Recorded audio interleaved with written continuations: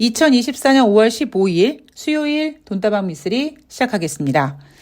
자, 오늘은 부처님 오신 날로 대한민국 주식시장이 열리지 않고요. 그리고 스승의 날이기도 합니다. 여러분들은 스승의 날 하면 어떤 기억이 있으신지 모르겠는데요.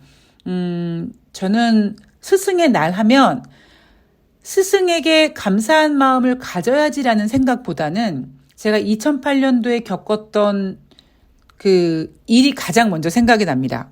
그 당시 저는요, 대신증권에서 저를 스카우트해 가서 광화문 지점에서 근무를 하고 있었습니다. 제가 사대문 안에서 중학교와 고등학교를 졸업했고, 뭐 아시는 분들 아시겠지만, 초등학교, 그러니까 국민학교였죠, 그때는. 그때는 국민학교였는데, 저는 윤석열 후배죠. 정말 화가 나려고 합니다, 여하튼. 근데 그때 저는 나름대로 어깨에 좀 뽕이 들어가 있었던 것 같아요. 중소형 증권사에서 뭐 아무리 한물 같다라고 했지만 그래도 대신증권이라는 대형 증권사에서 영입한 스카우트해간 최초의 여자 경력사원 1호로서 어깨에 뽕이 엄청 많이 들어가가지고 나름대로 나 성공했습니다라고 선생님을 좀 찾아뵙고 싶었던 것 같아요. 근데 그 전에 제가 조금 컨디션이 좀 안 좋았었습니다. 그래서 친구이자 이제 의사인 녀석이 너 그렇게 끙끙 앓지 말고 그냥 대형 병원이니까 종합병원이니까 와가지고 응급실에 와서 자기 이름 대고 그냥 아스피린 한 대 맞고 가라고. 근데 또 제가 또 성격이 그렇게 이렇게 뭐 남한테 신세지는 걸 별로 좋아하지 않아서 꾹꾹 참고 있다가 5월 15일 날 이제 장 끝나면 선생님 찾아뵈야지라고 생각하고 꽃다발도 막 주문해 놓고 그랬는데 몸이 너무 이상하게 안 좋은 거예요. 그래서 할 수 없이 아무기야 나 몸이 너무 안 좋아서 병원 가서 네 이름 대고 아스피린 맞을게. 그리고 병원에 갔단 말이에요. 갔는데 피 검사를 하게 됐고 검사 수치가 제일 최초의 그때 당시 400이었는데 시간이 가면 갈수록 800, 1200, 1800, 뭐 2700 해가지고 3950까지 간 수치가 뛰었습니다. 그래서 간 수치 400을 확인 당하면서 저는 바로 입원을 하게 됐죠. 그때만 하더라도 A형 간염이 그렇게 일반화되지 않은 상태였기 때문에 그때 선생님들이 뭐 내분비과 뭐 해가지고 쟨 도대체 왜 저럴까 하고 고민이 많으셨다고 해요. 그래서 그 제 친구 녀석에 따르면 야 선생님들이 너 에이즈라고 생각한다고 그렇게 놀리기도 했었었는데 하여튼 그때 저는 진짜 선생님들이 의사 선생님들께서 준비하라고 죽을 수 있다고 그런 정말 사망 선고를 받았던 때였고요. 그리고 A형 간염은 잘 이겨냈습니다만 이제 그 신호를 시작으로 저는 이제 인생의 나락을 확 달리기 시작했습니다. 그래서 저는 제 생일이 5월 달에 있고요. 그리고 5월 달 워낙 또 날씨가 좋잖아요.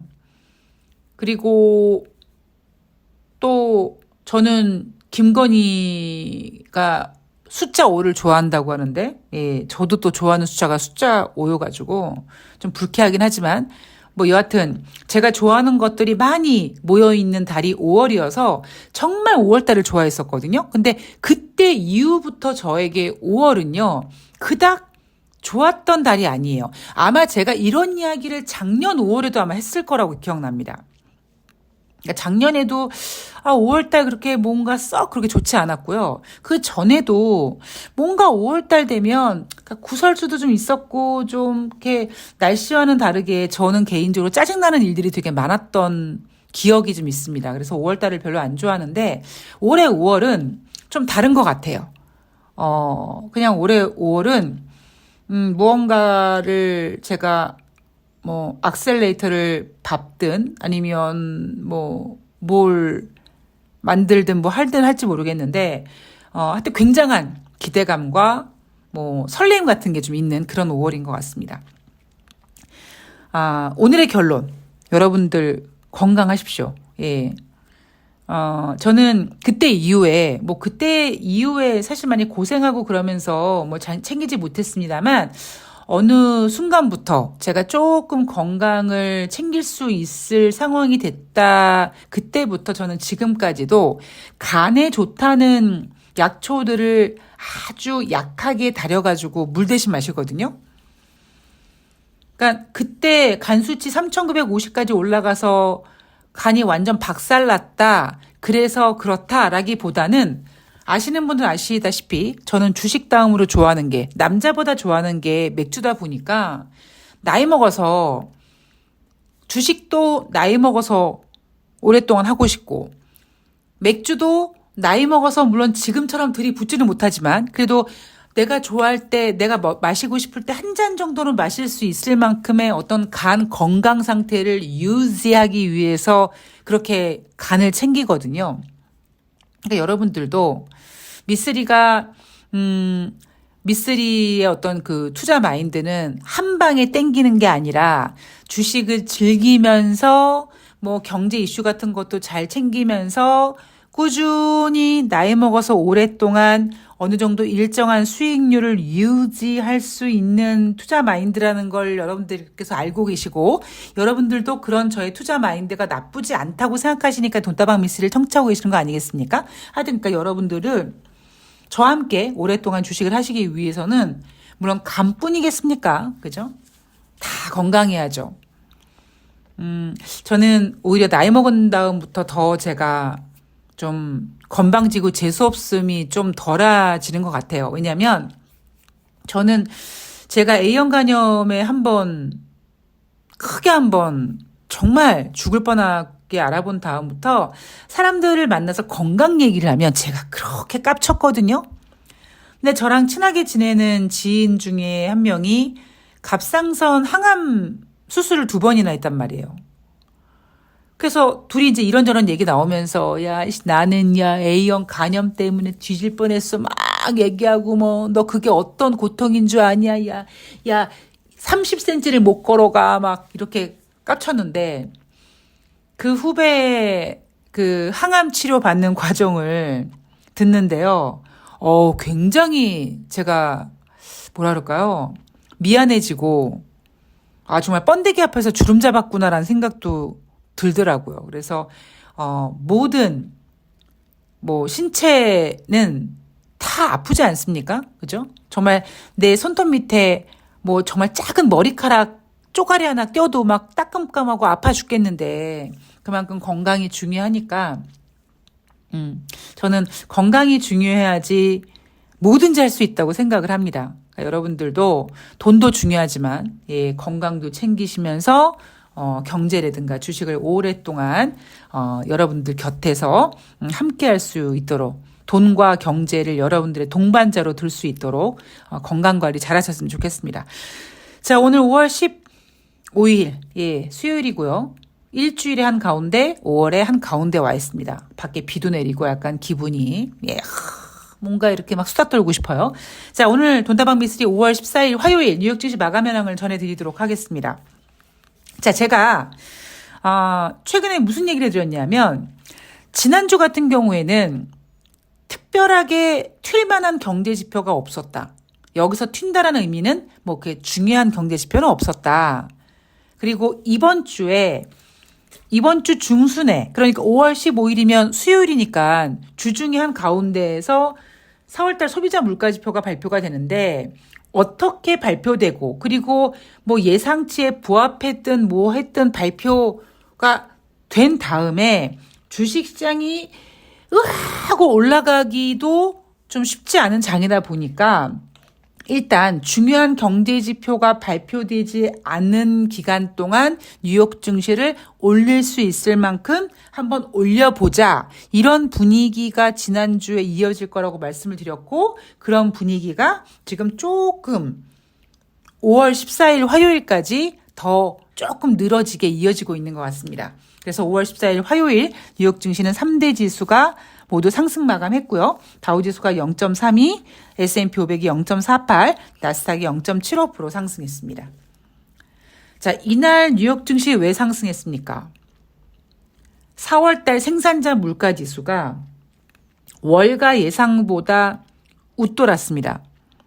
생산자 물가지수는요, 몇 달 뒤에 소비자 물가지수에 영향을 줄 수 있는 경제지표입니다.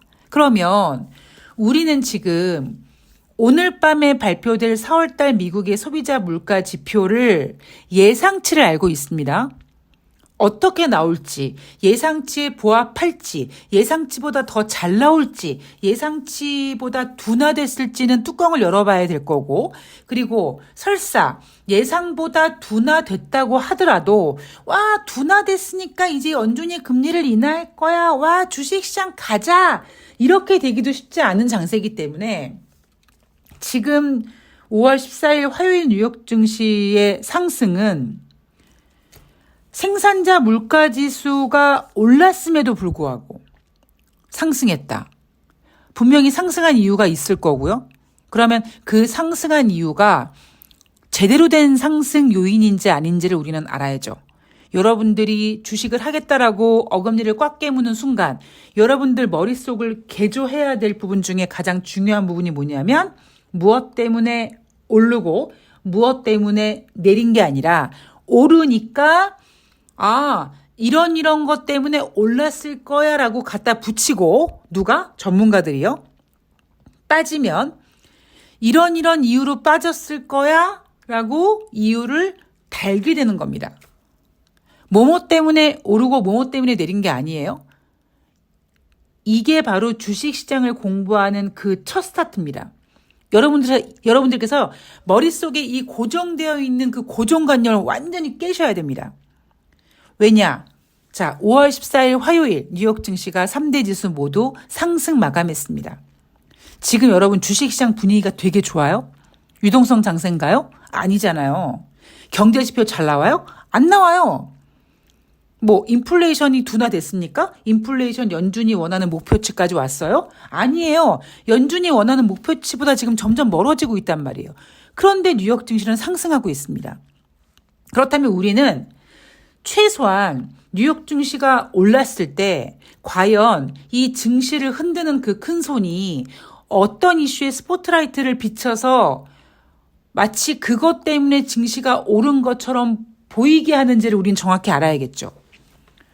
생산자 물가지수가 월가 예상을 윗돌았다. 이건 분명히 여러분 주식시장의 악재입니다.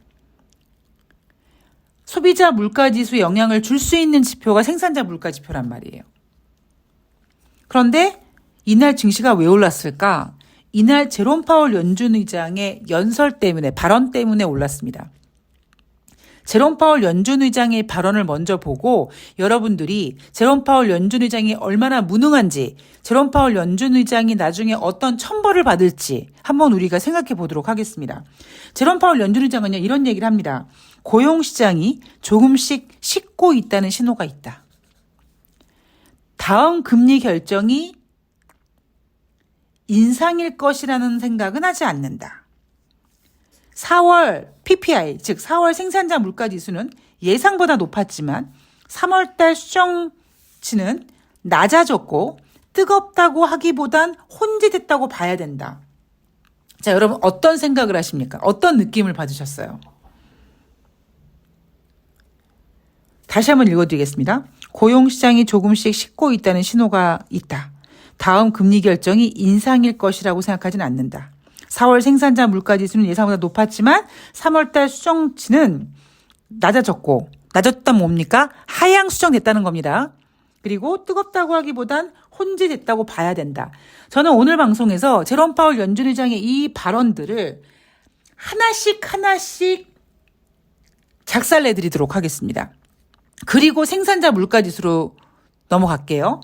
자, 일단 고용시장이 조금씩 식고 있다는 신호가 있다. 제가 여러분들한테 여러분 미스터리 머릿속에는요. 경제지표 모는 종이가 그려져 있는데 길게는 18개월, 19개월 전부터 짧게는 9개월, 10개월, 11개월 전부터 미국 경제는 정점을 찍고 우하향 곡선을 그리고 있다라고 제가 여러분들 귀에 딱지가 않도록 얘기를 해드리고 있습니다. 근데 여러분 작년에 가을만 하더라도요. 미국 고용이 좋다고 했어요.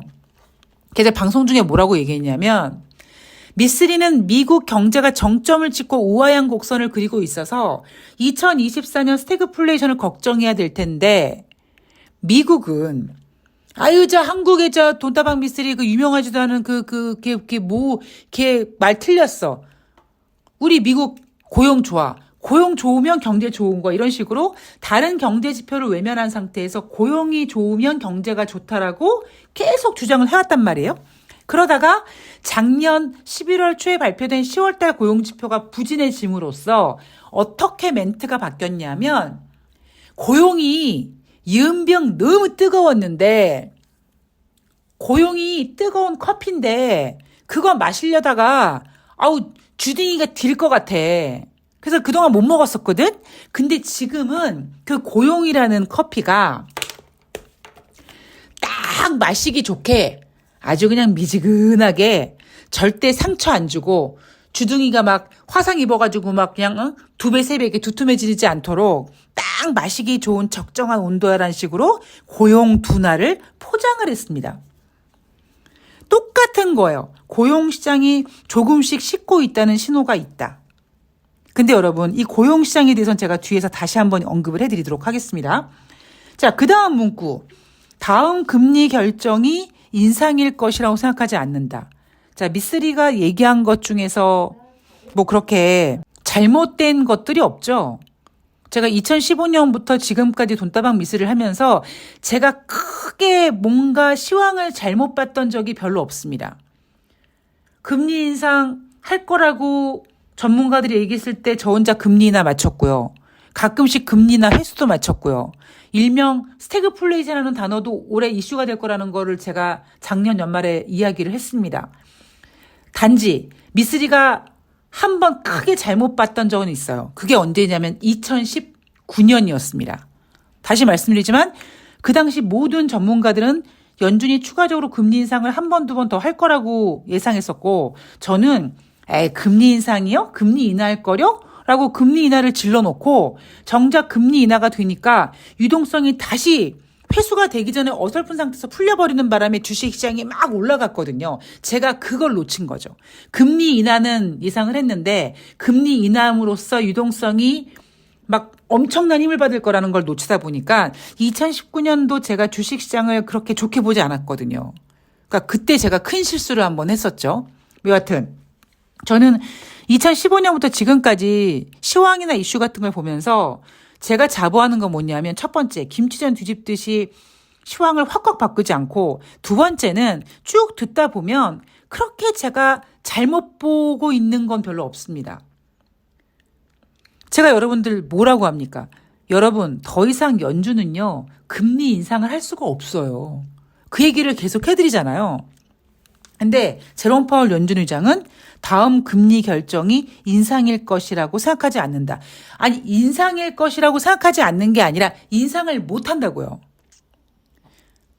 자, 그리고 4월 PPI는 예상보다 높았지만 3월 수정치는 낮아졌고 뜨겁다고 하기보다는 혼재됐다고 봐야 된다. 자, 여기서 이제 우리는 5월 14일 화요일 뉴욕 증시에서 발표된 4월달 생산자 물가 지표로 돌아가 보도록 하겠습니다. 전월 대비 0.5% 상승했어요. 시장 예상은 0.3이었습니다. 전문가들은 4월달 생산자 물가 지수가 0.3% 증가됐을 거라고 봤는데 예상보다 많이 증가돼서 0.5% 증가가 됐고요. 생산자 물가지수는 몇 달 뒤에 소비자 물가지수에 영향을 줄 수 있을 거라는 부담감을 우리는 안게 됐습니다. 그런데 3월달 생산자 물가지수는 전월 대비 0.1% 감소했다고 합니다. 자, 이 시점에서 여러분들은 3월달은 생산자 물가지수가 전월 대비 0.1% 감소했었나 보다 라고만 생각하시겠죠. 그러면 안 된다라는 겁니다. 뒤져봐야죠. 제가 여러분들한테 여러분 손으로 써가면서 공부하셔야 된다고. 한 달 전에 발표된 3월달 생산자 물가지수 어떻게 나왔는지 아십니까? 원래는요. 전월 대비 0.2% 상승했다라고 발표를 했고요. 전문가들은 0.3% 상승했을 거라고 생각을 했었었는데 예상치보다 덜 상승했다. 그래서 생산자 물가지수가 둔화됨으로써 인플레이션이 추후에 잡힐 수 있지 않을까라는 기대감이 존재했었습니다. 그런데 원래는 전월 대비 2월 대비 0.2% 상승했다고 발표했던 애들이 다시 계산기를 두들겼더니 상승은 무슨 얼어주 굴름의 상승. 3월달 생산자 물가지수는 전월 대비 0.1% 감소했어. 그러면 이게 지금 경기가 좋은 겁니까? 3월달에 경기가 좋은 거예요? 여러분 우리 머릿속에 기억하고 있는 거 있죠? 미국의 1분기 GDP는 예상보다 부진했습니다. 그리고 미국의 1분기 1월달, 2월달, 3월달 인플레이션 지표는 상승했습니다. 전형적인 스태그플레이션이었어요. 근데 전문가들은 앞으로 스태그플레이션이 될 거라고 개소리를 하고 앉아 있는 거죠. 자, 이렇게 생산자 물가지수가 전월 대비 상승했다라는 점, 그리고 우리가 또 하나 주목해야 될 건 뭐냐면 3월달 생산자 물가지수가 그때는 증가했을 거라고. 그러니까 경제가 골디락스처럼 좋아 보였는데 나중에 계산기를 다시 두들겨 봤더니 상승이 아니라 마이너스, 감소, 즉 경제 상황이 뭐 골디락스고 나발이고 그런 얘기할 때가 아니구나라는 걸 우린 감지를 해야 되고요. 그리고 마지막으로 여러분 제롬 파월 연준 의장이 5월 1일 날 금리를 동결하면서 뭐라고 했습니까? 고용이 부진하면 금리를 인하할 것이라고 얘기했고 그 뒤에 금요일 날 이틀 뒤 금요일에 노동부에서 발표되는 고용지표가 예상보다 부진했습니다. 상당히 부진했죠. 17,000명 정도밖에 나오지 않았습니다. 아니 17만 정도밖에 나오지 않았어요. 그 고용지표, 부진한 고용지표를 보면서 이거 왜 부진하지? 정말 미국 경제 안 좋은가? 라고 생각하기 전에 제롬 파월 연준 의장이 고용이 안 좋으면 금리 인하 한다고 했지? 그럼 고용이 안 좋으니까 금리 인하 하겠지? 이렇게 금리 인하에 대한 또다시 희망 고문에 당했잖아요. 이번에도 마찬가지인 거죠. 생산자 물가지수가 전월 대비 상승했고 3월 달에 마이너스였는데 지금 같은 경우엔 둔화가 아니라 오히려 인플레이션을 더 걱정해야 될 시점에 인플레이션 압박에 더 스트레스를 받아야 될 시점에 전월 대비 0.5% 상승한 상태에서 이거는 보이지 않고 제롬 파월 연준 의장이 고용이 조금씩 식고 있기 때문에 금리 인상은 안 할 것이다. 여기에 포커스를 맞춰서 뉴욕 증시가 상승한 겁니다. 저는 다시 말씀드리지만 제롬 파월 연준 의장 무능하다고 보고 있고요. 제롬 파월 연준 의장이 갖고 있는 저 무능함, 마치 윤석열이 갖고 있는 저 무능함이 대한민국 경제를 말아먹고 있는 것처럼 제롬 파월 연준 의장이 무능이 미국의 통화 정책을 굉장히 힘들게 만들 거라고 생각합니다. 물론 지금 미국은 대선을 앞두고 이래저래 많이 포장지를 하고 있지만 제롬 파월 연준 의장은 지금 시장을 정확히 보고 있지 않다고 생각합니다. 아니면 못 본 척하고 있는 거겠죠. 자, 오늘 밤에 드디어 소비자 물가지표가 발표가 됩니다. 예, 제가 내일은 새날을 출연하는 날이어가지고 만약에 새날 그 이슈들이 제가 공부를 좀 심하게 해야 될 것 같다라고 얘기하면 오늘 밤에 발표되는 이제 소비자 물가지표 잘 체크해서 금요일 방송에서 좀 전해드리도록 하고요. 만약에 이슈가 만만하다, 별로 공부 안 해도 될 것 같다 그러면 내일 제가 소비자 물가지표 잘 정리해서 방송 찾아뵙도록 하겠습니다. 제가 어떤 마음으로 새날에 나가고 어떤 마음으로 돈다방 미스리 하는지 여러분들이 충분히 이해해 주실 거라고 믿고 저는 다음 방송에서 뵙도록 하겠습니다. 오늘 잘 보내시고요. 건강 조심하시고요. 건강 챙기시고요. 그리고 좋아요 좀 눌러주시기 바랍니다. 고맙습니다.